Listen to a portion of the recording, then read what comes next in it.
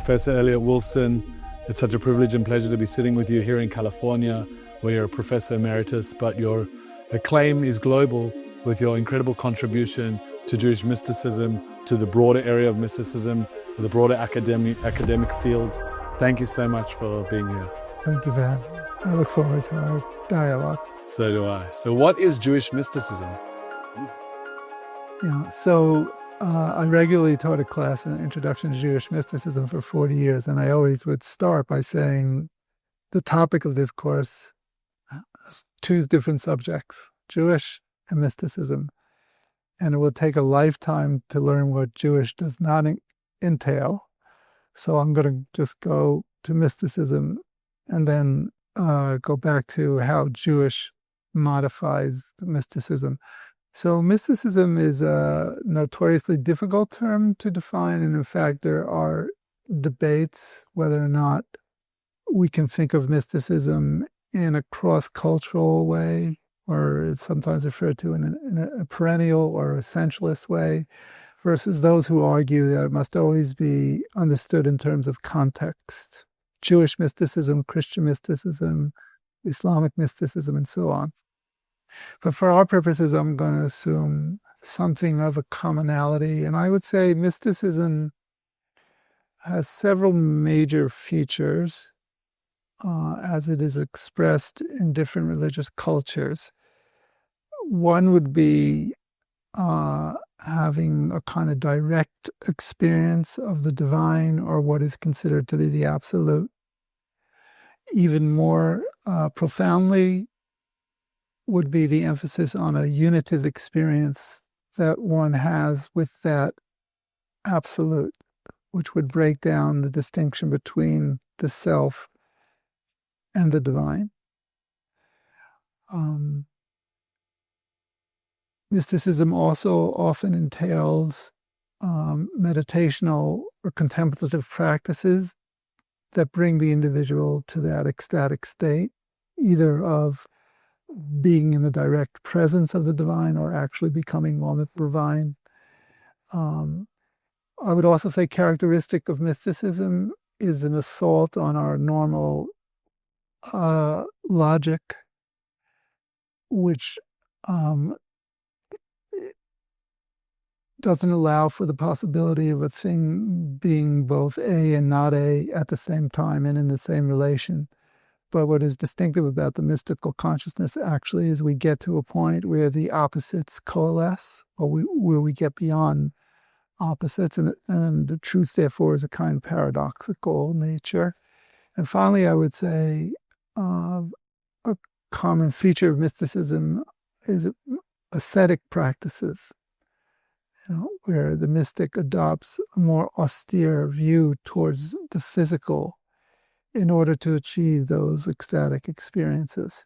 And all of those features can be found in Jewish mysticism in varying degrees across the centuries. So how were you introduced to Jewish mysticism? Well, I started I grew up in an Orthodox home in Brooklyn, New York, and my father is an Orthodox rabbi, so I was around Jewish learning my whole life. And in high school, I started to learn about Rabbi Nachman of Bratslav. And actually, my father's synagogue, there was a shiur on Likutei Moran, and I started to attend it. I also started to study a little Rav Kook on my own. And Chabad was a major influence in the area I grew up in. So I had some contact first with Tanya and other aspects of Chabad. Then my last year of high school, I went to yeshiva in Jerusalem, and I started to attend some classes on Kabbalah, including in Yeshiva Kol Yehuda, where I studied some of Ashлаг's Kabbalah. Wow. And in an ideal world, would all Jews be mystics? Would all Jews be mystics? I don't know if that would be an ideal world, but let's put it this way. Even though Jewish mysticism, particularly Kabbalah, put great emphasis on sod, or esotericism, that these are doctrines and practices that should not be widely disseminated, and the individual who is a recipient of them has to have certain requirements. The truths that the mystics have articulated are truths that apply more generally to the nature of Judaism. So they do relate to everyone in that sense, but They do, and they have the entirety of the Jewish community in mind, Israel in its greater sense. Interesting. So what do you think of when you think of God? What do I think of when I think of God? Well, I mean, many things, but ultimately because of my attraction to Kabbalah, I want to get to a point where I think of God as nothing in the grand sense, the mystical nothing, which is everything. In other words, to get beyond our images or our concepts or our language about God. So even though in Jewish mysticism, and this is a common denominator that cuts across different forms of Jewish mysticism, or Sholem would have called it the major trends in Jewish mysticism, from late antiquity all the way to the present, there is a great emphasis placed on language, and particularly the Hebrew language. Nevertheless, the ultimate reality is beyond language, right? And it's beyond all of our concepts and all our images. So finally, in that respect, there is a great indebtedness to Maimonides on the part of the medieval Kabbalists, because Maimonides too got to a point where he thought, silence is praise to thee, quoting from Tehillim, because we can't ultimately know the nature or the essence of what Maimonides called the necessary of existence, the mechuyav hametziut. So you see nothing and therefore everything when you think of God? That is an essential feature of the Kabbalah. We get to the point of, you have the Ein Sof, and then you have the manifestation of the Ein Sof. Ein Sof meaning limitless. Yes, limitless or infinity. The manifestation of that infinity in the 10 luminous emanations, which the Kabbalists call the Sfirot. And all those Sfirot are configured in the imagination in the image of the Adam Kadmon, the primordial atom. But the Ein Sof is beyond that representation. The first of the Sfirot is also referred to as Ayin, the nothing, sometimes Keter, sometimes Machshava, either the crown or thought. So that itself is Ayin. But beyond that Ayin is the nothingness of Ein Sof.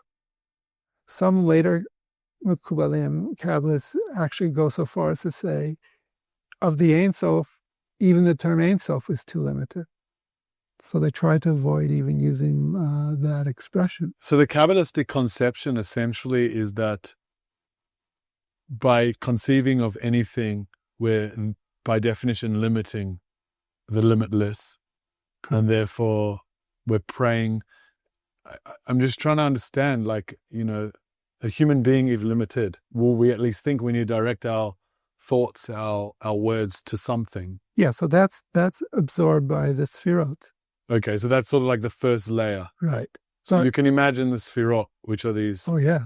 But they then transport it towards this limit. Yes, they lead you as kind of rungs on a ladder to the nameless or the Ein Sof. Actually, there was a Mekubal, Isaac Avako, and he reports in one of his texts having received a tradition from a master, whom he does not name, talking about how does one cleave to the Ein Sof. And the term he uses is lihidabek, dveikut. How is one conjoined with infinity? And he says it's through the name. And the name is another way of referring to the Sfirot, because collectively the 10 Sfirot make up the Tetragrammaton.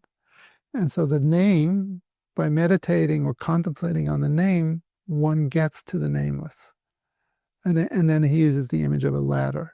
So the name is like the ladder by which the mind or the soul can ascend and become absorbed or incorporated into the nameless. So the name basically is the starting point, and it serves as a bridge or ladder towards yes, and that which cannot be articulated. Right, and that absorbs everything from the biblical and rabbinic tradition, and prayer and mitzvot, everything is directed that way. Now, I also want to say one other thing about that.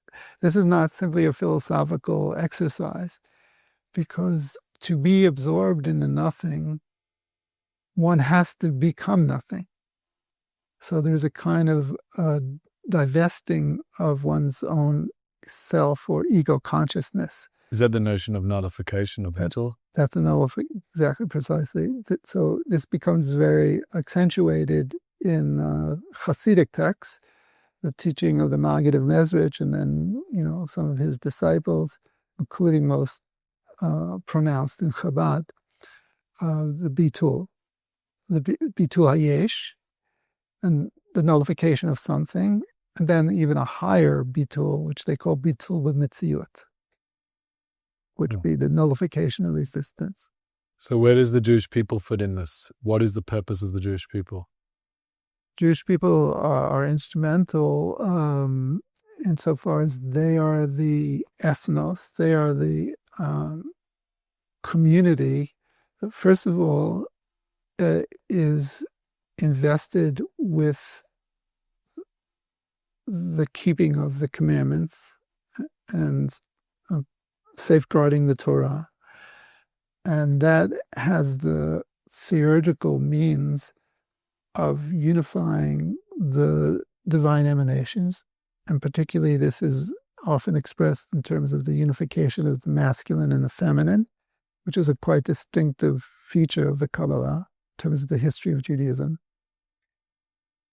And then, as it relates to what we were just talking about, the Jewish people have the ability to achieve that state of nothingness or nullification. So it's sort of like a collective vehicle that is there to be able to bring that about. Yeah. And then how does prayer work? Well, prayer, the passage that I chose from the Zohar deals actually directly with prayer. So prayer works exactly according to that mechanics that I was just briefly describing. Namely, it's about triggering an overflow down into the last of the Sfirot, which is the Shekhinah. And that overflow facilitates a kind of union between the masculine and the feminine within the divine. And so broadly speaking, the masculine is the attribute of chesed, of loving kindness, and the feminine is the attribute of gvura, strength, or din, judgment. And the union of the divine is the conjunction of those two. That once the Shekhinah receives the overflow through the prayers of Israel going up from below, there's an overflow from it of blessings into the world that sustain the world. So it sounds like you're sort of drawing out a metaphysical map that is basically the underpinnings of existence. And, someone might just open a siddur, a prayer book, and just be saying these words. But what's happening is there's this sort of transformative experience going on. Yeah. I mean, eventually they added into the Siburim l'shem yichud kudshei baruch shchintei. So that, which is a special preface at the beginning of certain prayers. Yeah, and that clearly reflects the impact of Kabbalists, which is the intention of unifying. Yeah, but again, to kind of return to a question we were addressing a moment ago, it doesn't matter to the Kabbalists whether the worshiper understands or doesn't understand, because the effect of the worship is what it is. But there is a debate in the Talmud about, if prayers or commandments require intention, mitzvot tzricha kavana. That's true. So to the Kabbalists, are you saying that Well, is less important? no, I wouldn't say that, but the effect of what is going on. So the there's sort of like a dual thing. There's sort of like the intention and the action. Regardless of the intention, the action happens, which has a metaphysical consequence, which is separate from that notion. Right. Now, ideally, of course, the proper intention is required. So that's why you get the kavanot. This becomes especially prominent in the Lurianic Kabbalah in the 16th century and in the following centuries, 17th and 18th centuries. So ideally for a Kabbalist, it's called tzrichot kavanah. Yeah. But the point I was making is whether or not the intention is there, the process unfolds as it unfolds. If I drop water on a plant, the plant will grow, regardless if I intended to or not. Right, exactly. And what is the goal of Torah study? Torah study would be, to unify the attributes of the divine, and again, primarily through the prism of the masculine and the feminine. So this would be expressed as Torah Shebechtav, the written Torah is the masculine, Torah Shebal Peh, the oral Torah is the feminine. And of course, the Kabbalists, since they're intrinsically part of the rabbinic culture, understood the dual Torah. So Torah study always involves both. So then, what's the fundamental difference between the prayer study and the prayer and the study?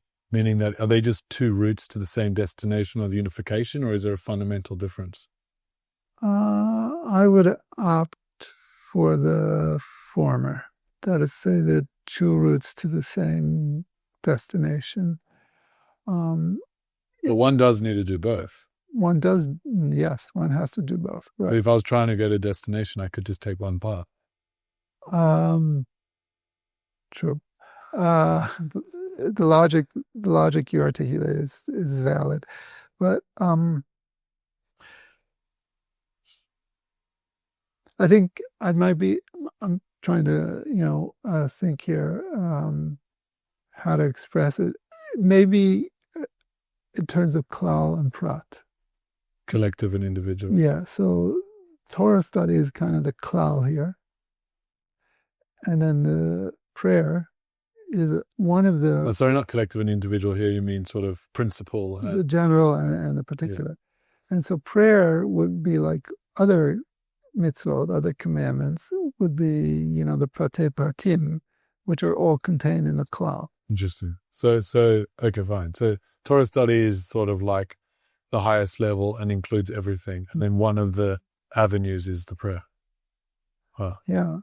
Gadol Torah, Gadol Talmud Shemivi Lidei Maaseh, right? The famous debate in the Talmud of Maaseh. The learning is the highest because it brings to action.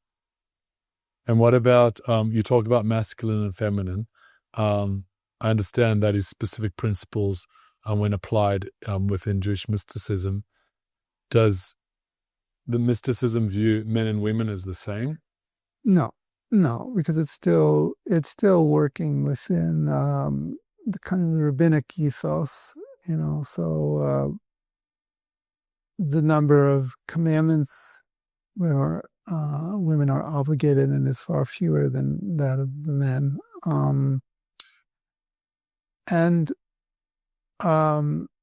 This has been a pretty central part of a lot of my work, bringing feminist theory into trying to understand the construction of gender in these sources. And, there's been a lot of debate and pushback because I've tried to argue that the model is the second chapter in Genesis, which the Kabbalists read as the interpretation of the first. So in the first, it says, with regard to the creation of Adam, El-Zachar Nekeva bara otam, created them male and female. Whereas in Genesis 2, there is the Ish, out of which the Isha is constructed. And so that is critical in my understanding the way the Kabbalists looked at the gender. So they're not exactly equal, but it's more complicated, for sure. And there's a surplus in the material, which actually doesn't, in and of itself, doesn't lead to an egalitarianism, but one can understand how more egalitarian approaches to Judaism in the modern period have drawn from Kabbalistic sources. Because of the ideas of unity and... Yes, and also even to have gender, to be so highlighted, something unusual in the history of Jewish religious thought. Because everything emanates from one. Why because prior, when you look at the biblical text and the vast corpus of rabbinic literature, it is predominantly masculine, right? The representation of God.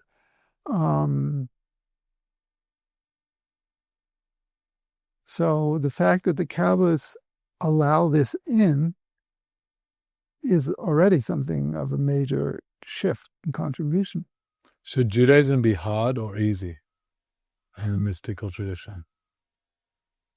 Oh, it's one of the hardest, for sure. I don't know what it should be, but I can tell you factually that it is. It requires to enter into the pardes, into the orchard of mystical speculation in Judaism, is not an easy matter. It requires a lot of knowledge, a lot of languages. And then, if one doesn't only approach it as an academic, but as a practitioner, it's extremely demanding. Wow. You highlight the difference between an academic and a practitioner.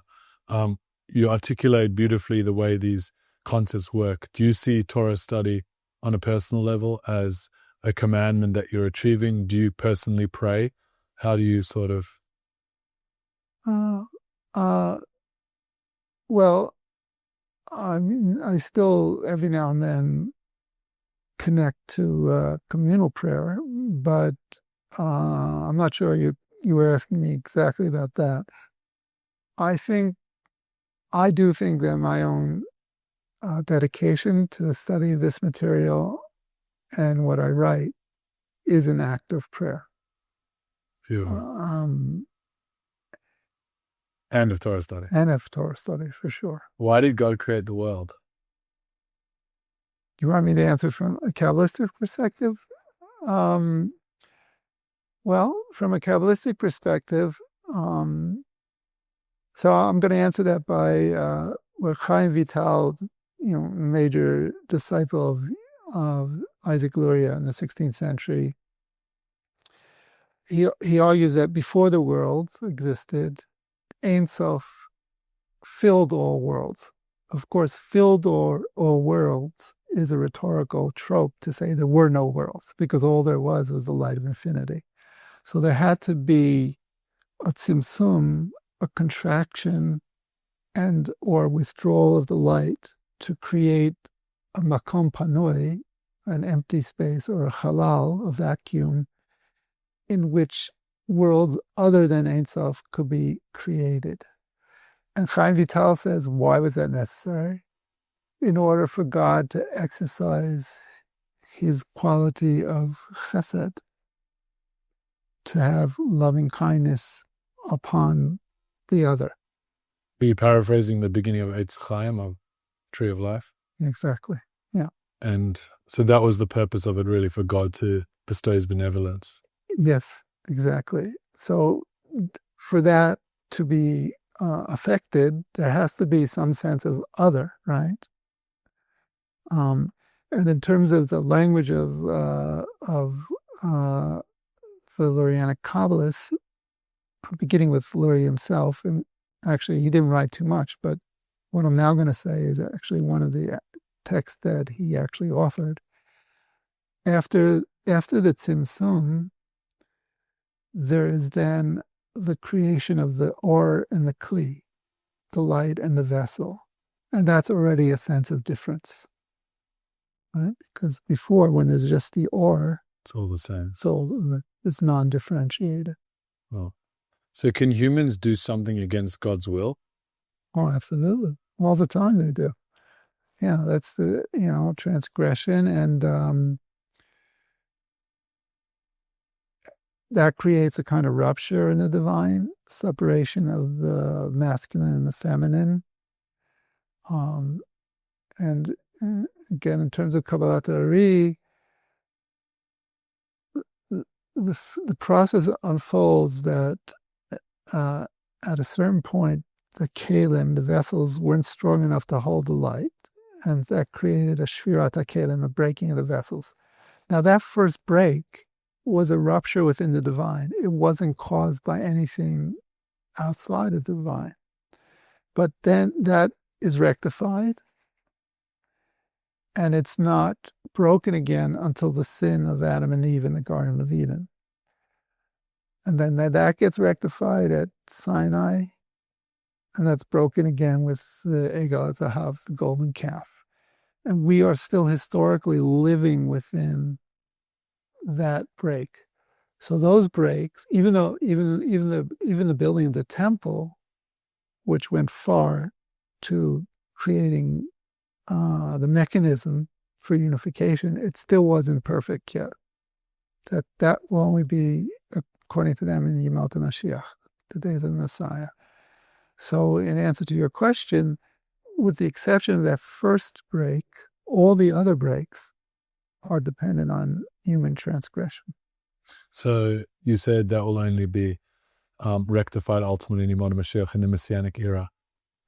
What do you think of when you think of the word Mashiach, of the Messiah? What do I think of? Again, I could tell you what I think Kabbalistically. It would be the attainment of the perfection where the union of the masculine and feminine would not be disrupted again. It will be consummate, so perfect. And Luria also describes this as the liberation of the sparks of light that were attached to the shards of the vessels and a restoration of those sparks back into infinity. How that looks in terms of history is not entirely clear. Even among the Kabbalists? I don't think so. Sometimes it seems like it will be a period of desolation. There's a teaching of Rav Katina and Sanhedrin that the world is 6 millennia, and then Chad Haruf, then a period of desolation. It seems to me that Luria, after the coming of the Messiah, what is initiated is that period of desolation, or even you might call it a cosmic Sabbath. After or before? After. Because but that doesn't last forever. Remember, you have 2,000 years of Tohu, 2,000 years of Torah, and 2,000 years of Mashiach. And so the Mashiach is supposed to come sometime within those last 2,000 years. Which we're coming close to. Yeah. So is the state of Israel part of that final redemption? Yeah, of course. I mean, Kibbutz Galiot, the return of the gathering of exiles. Leaving the diaspora and returning to Israel, the land of Israel, and the rebuilding of a temple. And all of that is a part of the Messianic vision. Do you sometimes, when you're reading the texts of Vital and of Luria, think like, what would they think if they saw the state of Israel and the trajectory since Mimporio? I do think about that. And it's hard for me to imagine that they could have imagined what a modern state of Israel looks like, with military power and a police force and all the other factors which are necessary for a modern state. I'm not exactly sure how they would imagine that. What is the greatest challenge facing the world today? Well, the lack of the turmoil in Israel and Gaza is a big problem. I find. I mean, for the Jewish people, not just for those who live within the boundaries of Israel. I mean, I think it's had a real impact on the body politic of Israel, and it's unleashed, as we've seen, quite a bit of anti-Semitism, both in word and in deed. So that's a nut that's hard to crack. But I think that's the biggest problem. Oh. And how has modernity changed Jewish mysticism? Well, it's opened it up. Obviously, the last century. First of all, let's start with the academic. There's a whole academic discipline, the study of Jewish mysticism, which really grew exponentially in the 20th century and into the 21st century. And we have so many scholars now. I myself trained 22 doctoral students who finished. I had more, but 22 finished. Wow. And then, of course, the great scholars in Israel have trained many as well. And some of my students are now training students. So that's a big change. But then also in terms of wider appeal, there's no question about that. There's been a popularization of Kabbalah, sometimes not to my liking, but I can't deny it. We talked at the beginning about Jewish mysticism and you separated the two terms. What is the difference between Jewish mysticism and mysticism of other religions or other traditions? So I do find that all the characteristics I delineated under mysticism are found in Jewish sources, but they have the particular coloring of Judaism, right? So, like the example I gave before in terms of the name being the ladder by means of which one is incorporated with or united with the namelessness of the infinite. So that's a classical example of what we call unio mystica, mystical union, but it's expressed very specifically in terms of the Jewish tradition and the Tetragrammaton. The characterization of the divine as male and female and the theurgical efficacy of the commandments, all that assumes the specific coloration of the Jewish tradition. So I'm one of those scholars who believes we can still speak of a comparative mysticism, but we can't do it by soaring high above the specific traditions.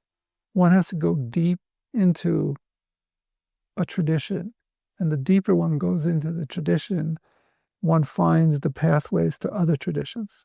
Fascinating. That resonates with the idea of the deeper you go into the infinite, the more you're connected to everything. Yeah. Does one need to be religious to study Jewish mysticism? Let's put it this way. If one doesn't have a sensitivity to Jewish religiosity as it evolved over the years, I don't think one can really understand what's going on here. How one, as an individual, practices or doesn't practice, I think that's a separate question. Right? And I would be more liberal with respect to that question. But there's no way one can understand what's going on here unless one is sensitive to the nuances and the textures of the religious culture. Can mysticism be dangerous? Absolutely dangerous. I mean, that's the famous story of the 4 sages who entered into the Paradise, right? Ben Azai, Ben Zoma, Elisha ben Abuya, and Akiva. So one... they entered into the orchard of the 4 different interpretations of... Right. So the only one who actually succeeds is Rabbi Akiva. But the others are met with ill fate. I mean, so Ben Azai goes insane. Elisha becomes a heretic. Ben Zoma dies, but the verse that's quoted there suggests that it's not altogether negative, but still he perishes. He doesn't succeed. Rabbi Akiva enters and exits intact, b'shalom. Quite scary. Yeah, so it's definitely imparting to us the dangers of mystical speculation. How has Jewish mysticism affected your relationships with yourself, with others, with those around you? Well, anybody who knows me knows that it's an essential part of my being and who I am. I don't discuss it much with, honestly, with friends, or even, or even relationships I've had so much. I much keep it to myself. But everyone understands that so it's the lavush I wear. It's the garment that I wear in this world. Well, that's what it's about ultimately, right? To affect our relationships and how we interact. Yeah, yeah. What is a Jewish teaching that you always take with you, or something that inspires you, or that you like to share? Well, there's so many, but one that comes to mind is it articulates the rabbinic sensibility of time. The verse speaks about the day in which the Torah was given. So the rabbis midrashically interpret that hayom, the day, is something that it constantly recurs. Every time you study the Torah, it's as if the Torah was given again at Sinai. So there is a reliving or re-experience of the Sinaitic revelation through the interpretive process of study. And that always grabs my imagination, because the rabbis are saying that the past itself is not something fixed. It remains open and can be recreated, reformulated again as a present going into the future. Wow, it's a really beautiful idea. And if it's one thing that you've done, besides the 22 scholars that you saw through, that sense of hayom, of the today, of giving over that Torah, of renewing it, of its relevance today, the over 60,000 books that you live around with you, the books and the articles that you've written, and the constant contributions you give to academia, which, as you said, doesn't just stay in the cerebral, but goes through into your relationships, into the day-to-day. So we give you a blessing that you continue to expose more of these teachings that can have a meaningful impact on the world. And thank you so much. Oh, thank you. Thank you. Thank you. Thank you.